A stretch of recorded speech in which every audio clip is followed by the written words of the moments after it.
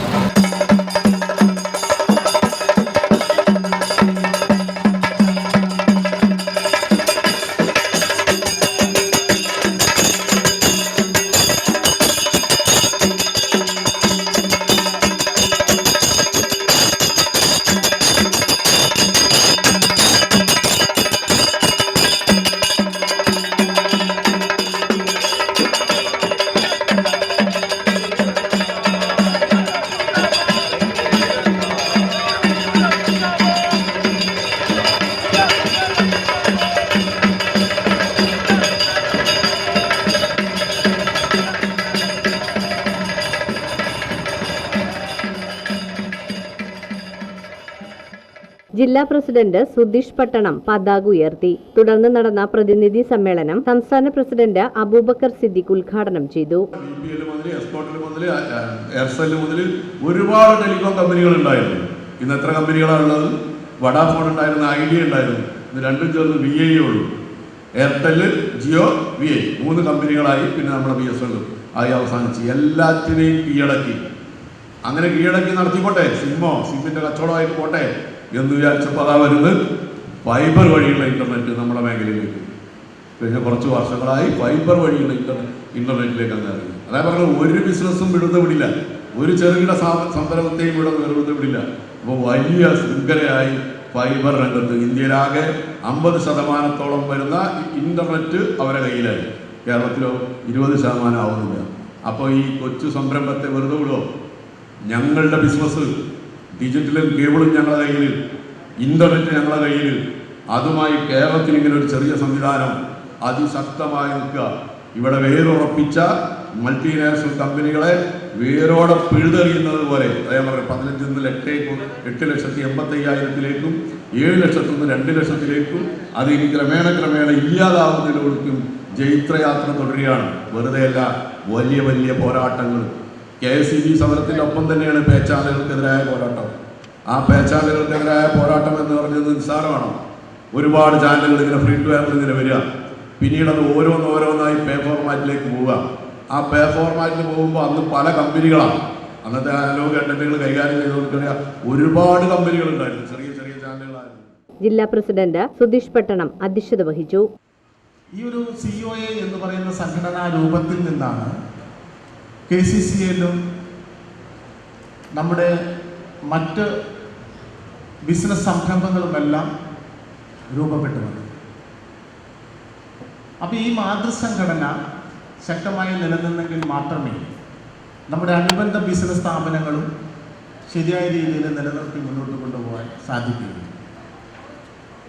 അതുകൊണ്ട് തന്നെയാണ് ഈ സംഘടനാ പ്രവർത്തനത്തിന് ഏറ്റവും അധികം പ്രാധാന്യം നമ്മുടെ ഈ ബിസിനസ് ജീവിതത്തിൽ കൈവരുന്നത്. ഈ സംഘടന ഇല്ലെങ്കിൽ നമ്മുടെ മറ്റ് ബിസിനസ് സംവിധാനങ്ങളൊന്നും ശരിയായ രീതിയിൽ പ്രവർത്തിക്കില്ല. അതുകൊണ്ട് തന്നെയാണ് വർഷങ്ങളായി കൃത്യമായ ഒരു രീതിയിൽ നമ്മുടെ ഈ സംഘടനാ സംവിധാനം മുന്നോട്ട് കൊണ്ടുപോകാൻ ഈ നേതൃത്വത്തിന് കഴിഞ്ഞിട്ടുണ്ട്. ജില്ലാ വൈസ് പ്രസിഡന്റ് OC അശോകൻ അനുശോചന പ്രമേയം അവതരിപ്പിച്ചു. അകാലത്തിൽ മരണമടഞ്ഞ COA അംഗങ്ങളായ PJ ജോബി, അനസ് M പട്ടേരി എന്നിവർക്ക് അനുശോചനം രേഖപ്പെടുത്തി.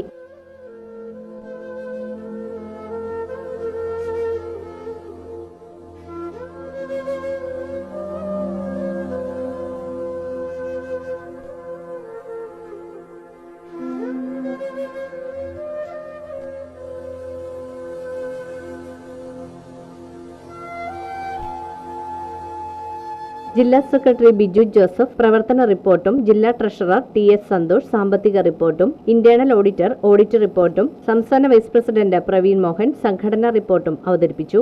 KCCL ചെയർമാൻ K ഗോവിന്ദൻ, സംസ്ഥാന എക്സിക്യൂട്ടീവ് അംഗം രജനീഷ് PS എന്നിവർ ആശംസകൾ അർപ്പിച്ച് സംസാരിച്ചു. ജില്ലാ ജോയിന്റ് സെക്രട്ടറി KN ഷിബു സ്വാഗതം ആശംസിച്ചു. തുടർന്ന് പുതിയ ഭാരവാഹികളെ തെരഞ്ഞെടുത്തു. സ്വാഭാവികമായിട്ടും നമ്മുടെ എല്ലാ സമ്മേളനങ്ങളും അല്ലെങ്കിൽ എല്ലാ പ്രതികളും നമ്മുടെ മേഖലാ മീറ്റിങ്ങിലൊക്കെ പറയുന്നത് നമ്മൾ 50 വയസ്സ് കഴിഞ്ഞവരാണ് ഭൂരിഭാഗം ഓപ്പറേറ്റർമാർ. പുതിയ ചെറുപ്പക്കാർ ഈ മേഖലയിലേക്ക് കൂടുതലായിട്ട് കടന്നിട്ടില്ല, നമ്മുടെ മക്കൾ ഉൾപ്പെടെ. അപ്പോൾ അങ്ങനെ നമ്മുടെ ഈ നെറ്റ്വർക്കുകളും നമ്മുടെ ജീവനാവധിയായ എല്ലാ സമ്പത്തുകളും നിലനിൽക്കുന്നതാണെങ്കിൽ സ്വാഭാവികമായിട്ടും ഇതുപോലെ നടന്നു പോകുന്നുണ്ടെങ്കിൽ ഈ ചെറിയ ദൂരത്തിൽ നിൽക്കുന്ന ഓപ്പറേറ്റർമാർ ഒത്തുചേർന്നുകൊണ്ട് ക്ലസ്റ്റർ രൂപീകരിച്ചുകൊണ്ട് നമ്മൾക്ക് ഈ പ്രസ്ഥാനത്തെ മുന്നോട്ട് കൊണ്ടുപോകേണ്ടത്. നമ്മൾക്കിത് എന്തെങ്കിലും സംഭവിച്ചു കഴിഞ്ഞാൽ ഈ പ്രസ്ഥാനം തുടർന്നു പോകേണ്ടതുണ്ട്. അങ്ങനെയല്ലെങ്കിൽ അല്ലാത്ത പക്ഷം സ്വാഭാവികമായിട്ടും നമ്മളുടെ ഏറ്റവും തറവാറായി നിൽക്കുന്ന KCC ഉൾപ്പെടെ അപജയം സംഭവിക്കാൻ സാധ്യതയുണ്ട്.